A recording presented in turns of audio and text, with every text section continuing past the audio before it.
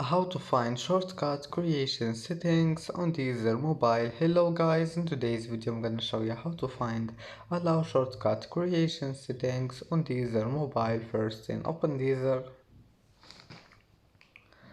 and here you will find this settings icon in the top corner. Click on it and then just click here data and storage, and here you will find allow shortcut creation in the more options menu. Now you can manage it, you can turn it on or off just by one click and then go back, it will be saved. And that's how to find it.